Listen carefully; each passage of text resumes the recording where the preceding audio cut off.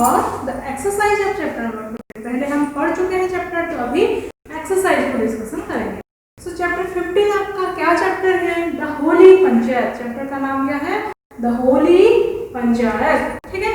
सो ये चैप्टर में द होली पंचायत में आपका क्या है?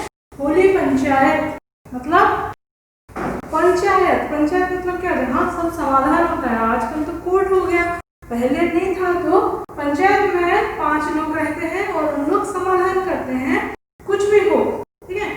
कुछ भी ऐसे कोई कुछ गुनाह क्या हो, गलती क्या हो, कुछ भी, उसका समाधान कहाँ होता था? पहले जमाने में पंचायत में होता था। ठीक है।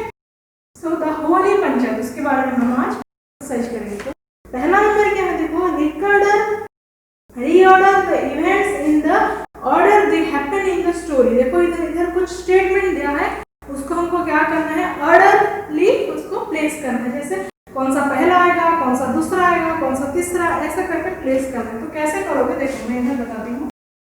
इधर 1 नंबर है, ऐसे करके है 1 2 3 4 5 6 7 8 9 10 10 तो नंबर है। तो फर्स्ट नंबर जो after some time Algu sells and ox to Samju, ये कौन सा नंबर में आएगा? मैं साइड में लिख दे रही हूँ, तुम लोग यहाँ पे जो डेस्क है, यहाँ पे जो बॉक्स है, वहाँ पे लिखना। जैसे ये पहला नंबर जाएगा 6 नंबर, तो ये बॉक्स में आप कितना लिखोगे? 6। चलो मैं बॉक्स भी बना देती हूँ।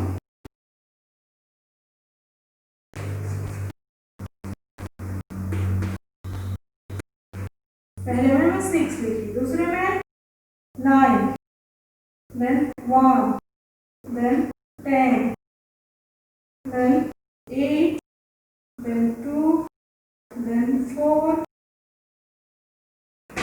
then 7, then 3, then ऐसे करके आपको लिखना है। मतलब पहले ये 1 नंबर आएगा, मतलब 3 नंबर सेंटेंस पहले आएगा, देन ये, मतलब एक के बाद एक हुआ है। ऑर्डरली लिखना है, मतलब ऑर्डरली मतलब जैसे सीरियली। ठीक है।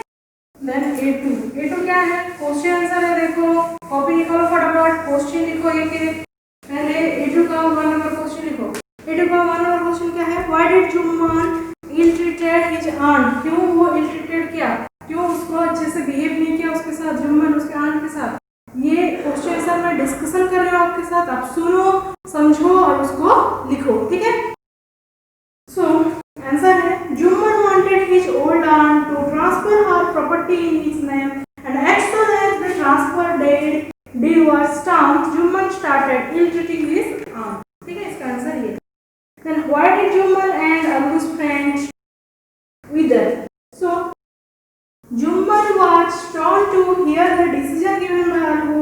This judgment shook the very basis of Alu and Jumman's friendship। मतलब जुम्मन और अलू का फ्रेंडशिप को क्या, कैसे वो हिल गया, फ्रेंडशिप कैसे हिल गया वो बताया गया। Then next, how did Samju treat the ox he had brought from Algu? समझू जो अलगू से ऑक्स खरीदा था, वो कैसे उसको ट्रीट कर रहा था, उसको कैसे वो रख रहा था? सो आंसर है, समझू began to drive the ox hard. He made 3 to 4 trips every day without caring to feed the animal properly। उसको खाना अच्छे से नहीं दे के ऑक्स को, उसको बहुत मेहनत करवा रहा था, बहुत उसको काम करवा रहा था। कौन? समझू। किसको? Ox. Next number, why was Samju reluctant to pay for the ox he had bought from Algu?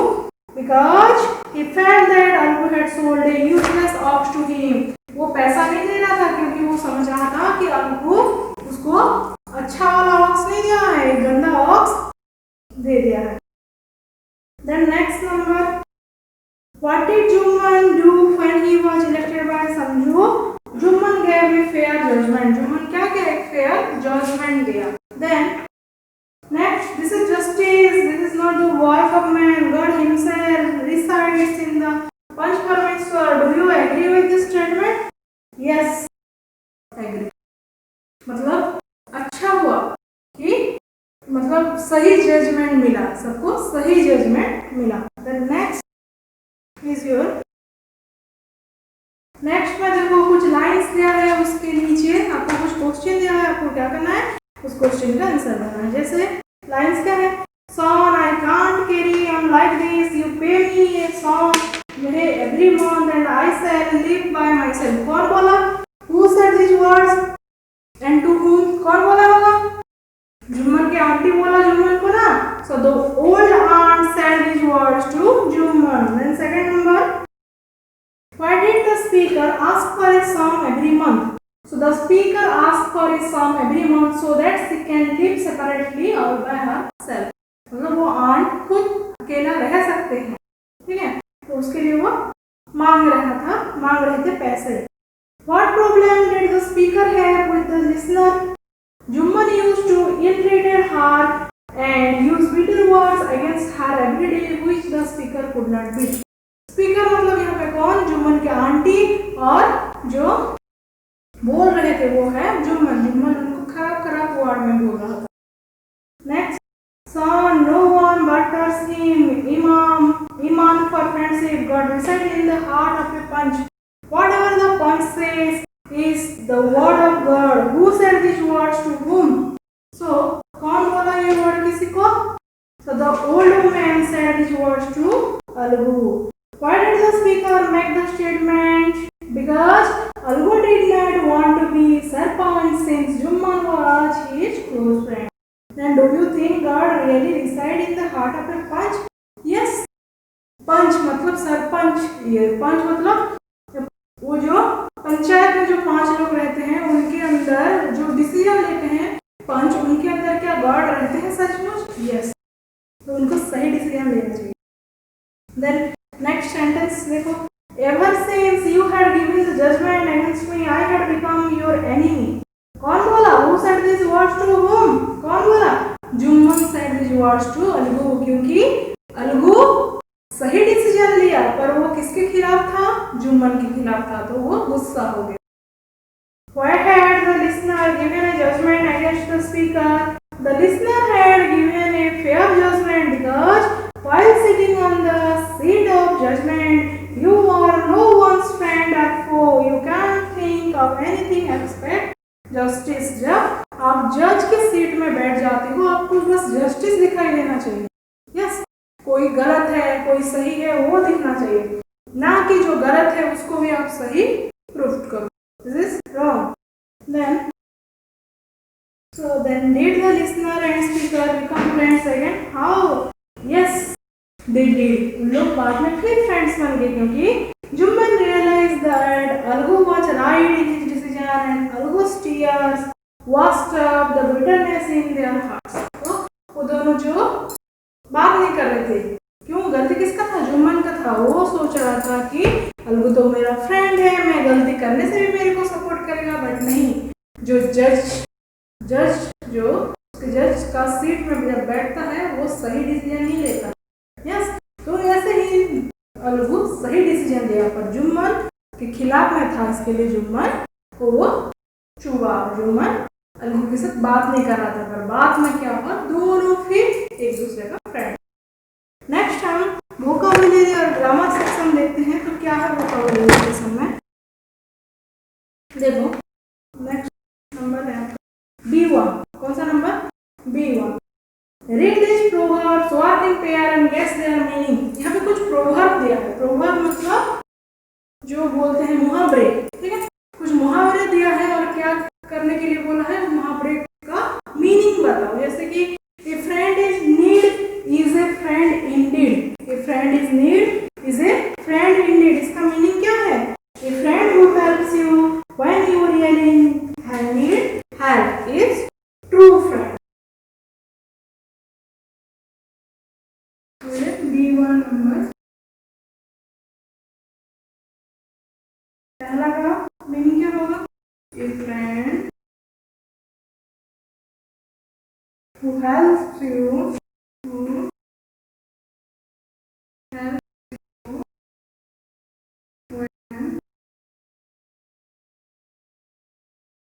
when you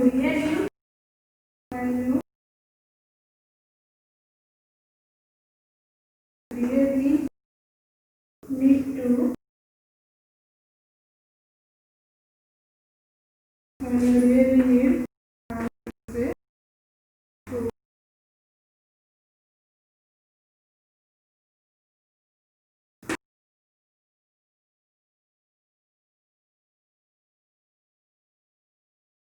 Then next number, a friend to all is a friend. All is a friend to no one. So someone who is a friend.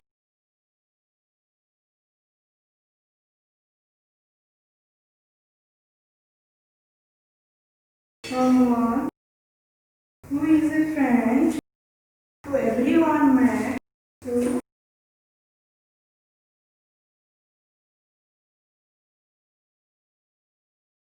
everyone met. None of them.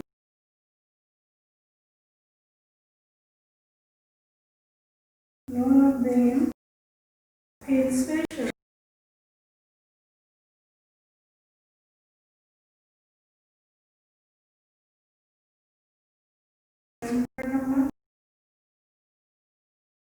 A friend's eye is a good mirror. Means a real friend will tell you the truth. मतलब friend भी जो आप real friend जो आपका सच्चा दोस्त है आपके बारे में सच ही बताए. So a real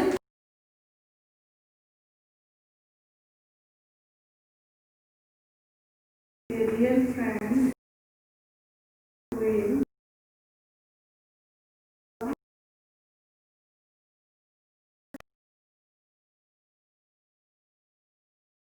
then friendship is like money, easier made than kept. So effort is necessary to keep.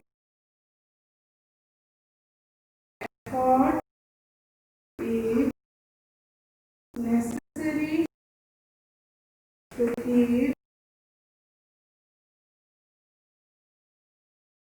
a friendship alive.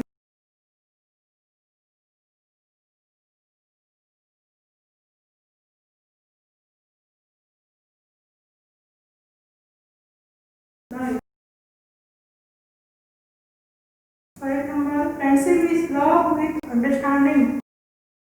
A friend is more tolerant.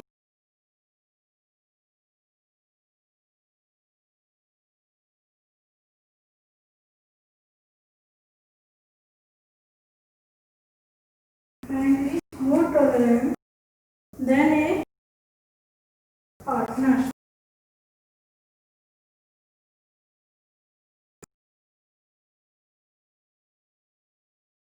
आपका जो जीवन साथी होता है उससे भी एक फ्रेंड बहुत सहता है, बहुत टॉलरेट कर पाता है. जैसे फ्रेंड को हम गाली देते हैं, मार देते हैं, कुछ भी करते हैं, वो सह लेता है, फिर आप दोस्त बन जाते हो. ठीक है, तो इसके लिए friend is more tolerant than a partner. Then next आपका C1 नंबर लिख लो इसको.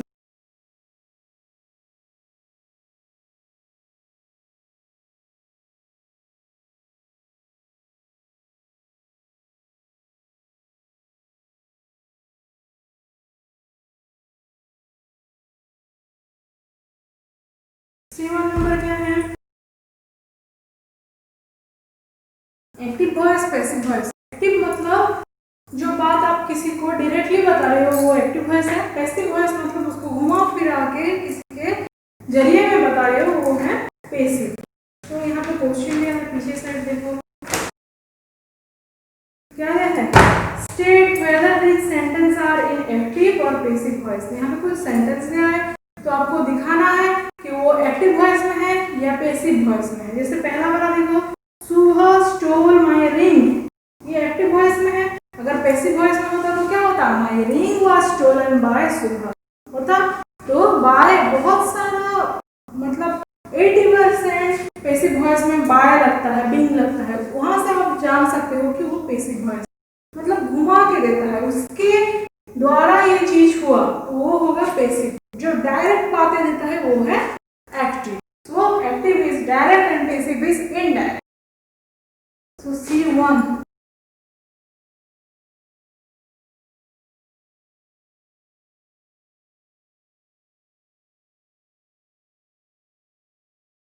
So पहले क्या है? सुबह stole my ring, that is active voice. Then the dog is barking loudly, this is also active voice. The room was cleaned by me, by लगा है, so this is passive voice. It is an indirect sentence. Maggie made a wonderful vanilla cake, this is also active. This bike has been repaired by the mechanic next door. This is also passive. Then seeds were sown in the field. This is also passive. देखो यहाँ by नहीं है फिर भी ये passive हो क्योंकि इसका मीनिंग समझो, ये इनडायरेक्ट है।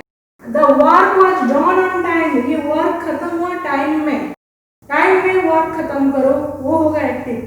वर्क टाइम में खत्म हुआ तो वो होगा passive.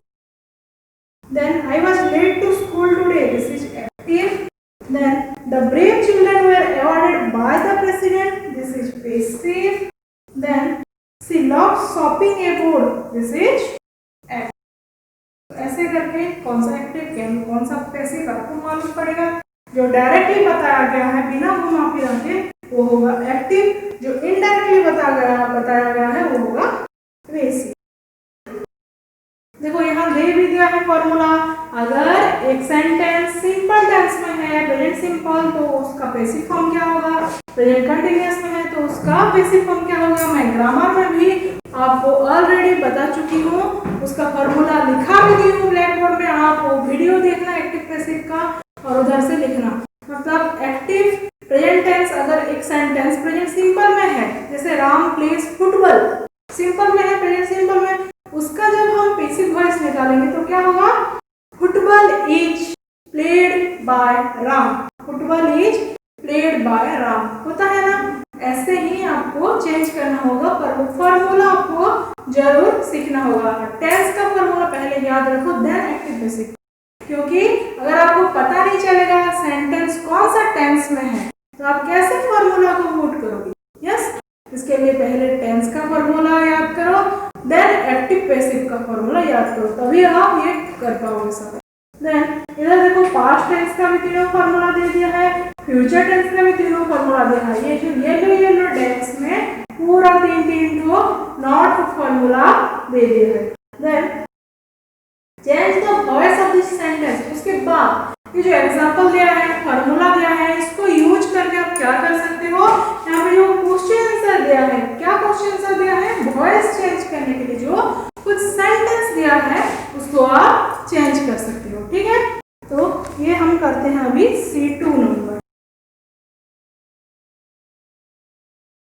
C2 नंबर का वर्ड क्या है, the workers are painting the building. देखो ये कौन सा टेंस में है, प्रेजेंट कंटीन्यूअस।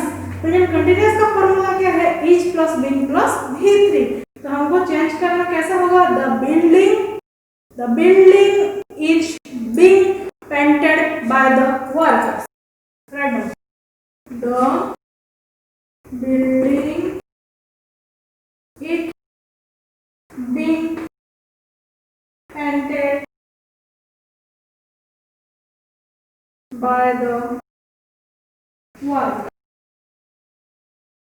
हम ये फॉर्मूला पुट किया कि नहीं, प्रेजेंट कंटीन्यूअस में होने से हम क्या फॉर्मूला करेंगे, is plus being plus V3 verb number 3 और past participle verb. Then second number क्या है, we took all necessary precaution. तो यहाँ पे क्या होगा, all necessary precaution,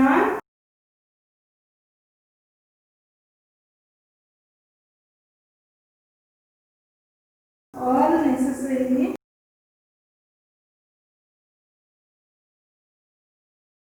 precautions।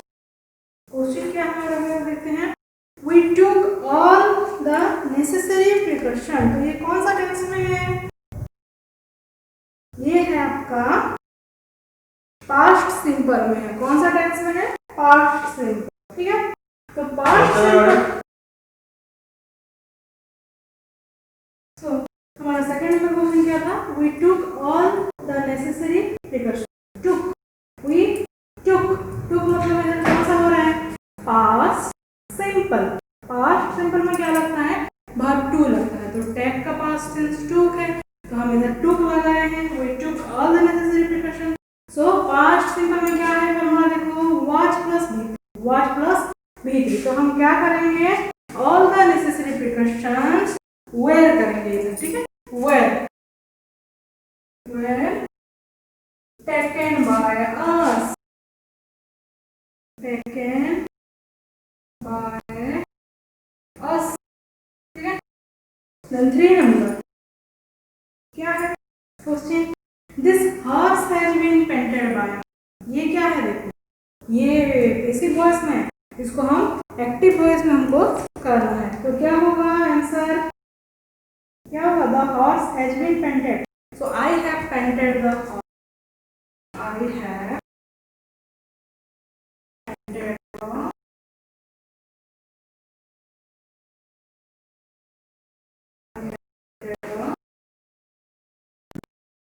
horse. The next 4 number, a beautiful song was sung by Lata, beautiful song was sung by Lata, ये past में आएगा, देखो क्या होगा, Lata song a beautiful song, Lata song a beautiful song,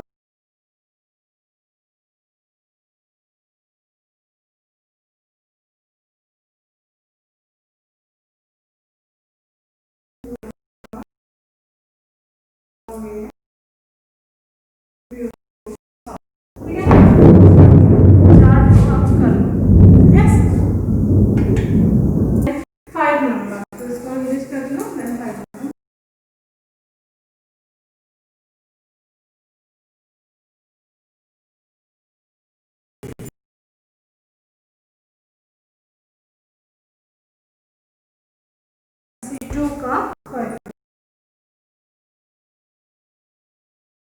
question क्या है, the plane was hijacked, the plane was hijacked, तो क्या होगा यहाँ पे, the plane had been hijacked, the plane had been,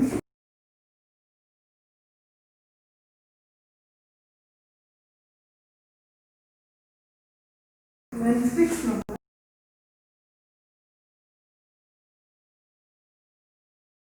6 number क्या है, the naughty boy broke the crockery, ये पास्ट सिंपल है, तो क्या होगा, the crockery was broken, the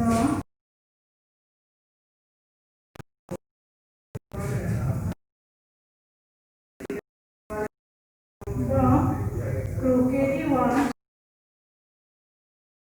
broken by the naughty boy.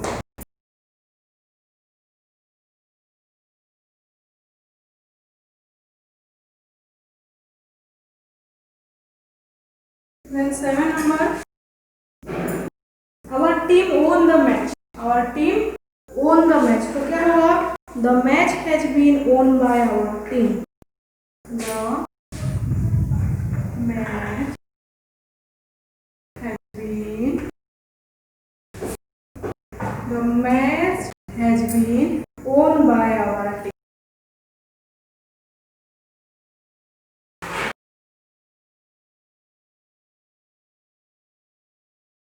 Match has been won by our team, ठीक है, तो ये हम क्या किए, जहाँ पे एक्टिव है उसको पैसिव में किए, जहाँ पे पैसिव है वहाँ को एक्टिव में किए, कन्वर्ट किए, तो और एक बार मैं बता देती हूँ, एक्टिव मतलब क्या, डायरेक्ट सेंटेंस, जो बात हम किसी को डायरेक्ट बोल रहे हैं वो है एक्टिव, जो बात हम किसी को इनडायरेक्टली बोल रहे हैं वो है पैसिव, सो एक्टिव में जो जो सेंटेंस है हम उसको पैसिव में कन्वर्ट किए, पैसिव में जो जो सेंटेंस था हम उसको एक्टिव में कन्वर्ट किए, और क्या है हम देखते हैं, read this words and note the sound produced by the highlighted letters, ठीक है, तो हम इसको क्या करेंगे, प्रोनाउंसिएशन करेंगे, जैसे फीट, फीट में एफ जोर से, मतलब बहुत टाइम तक एफ को हम प्रोनाउंसिएट कर रहे हैं तो कैसे होगा, फीट बोल रहे हैं, देन ग्राफ, कौन सा लेटर में हमारा प्रोनाउंसिएशन ज्यादा स्ट्रेस दे रहा है, पीएच में, ग्राफ,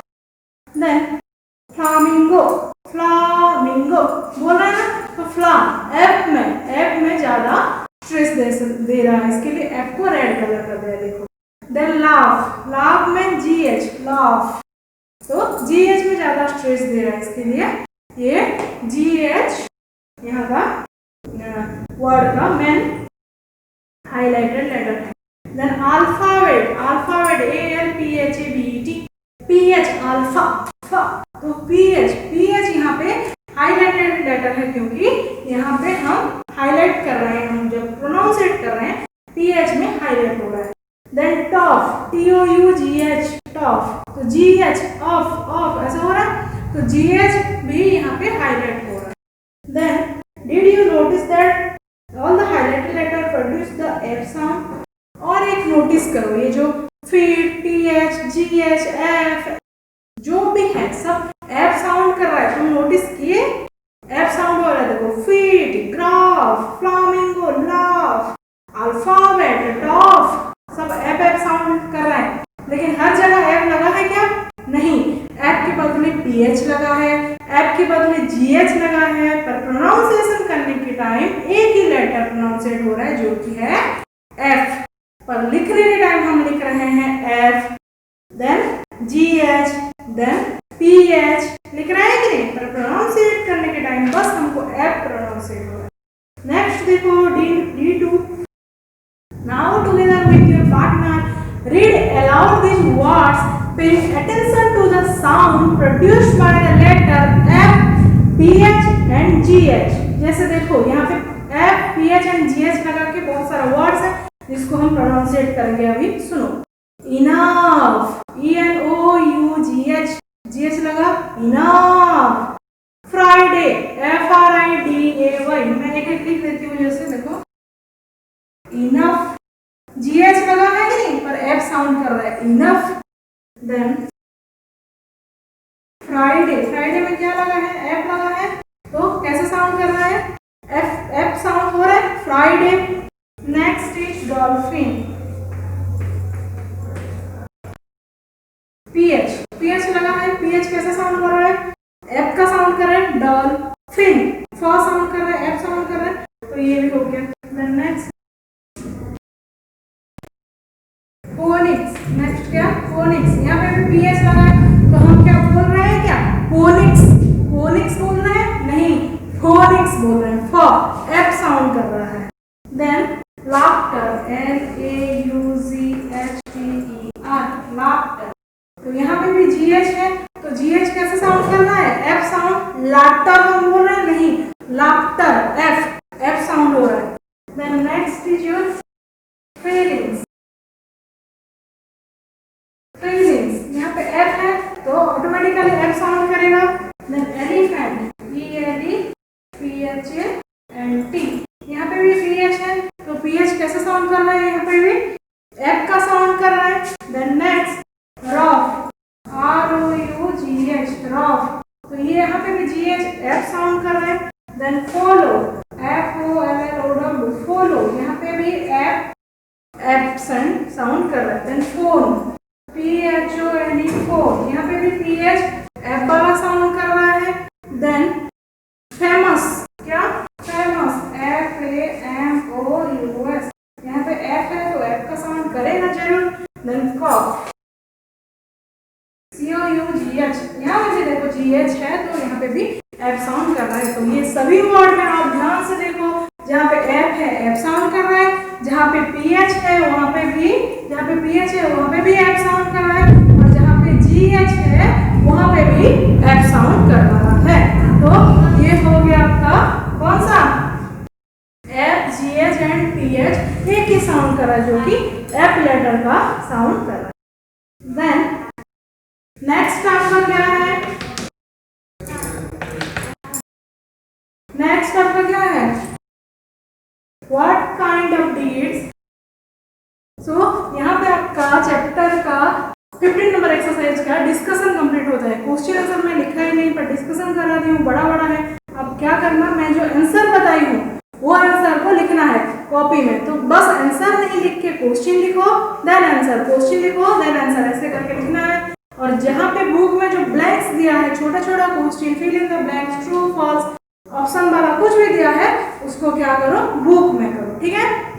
तो यहाँ पे आपका द होली पंचायत का एक्सरसाइज डिस्कशन कंप्लीट होता है, चैप्टर नंबर 15, यस। और हमारा लास्ट चैप्टर एक है, 16 चैप्टर आपका कोर्स में नहीं है, 17 एक कोर्स में है, देन 18 में नहीं है। तो यहाँ पे आपका 15 खत्म होता है। Next week discussion the chapter number 17। So thank you, have a nice day.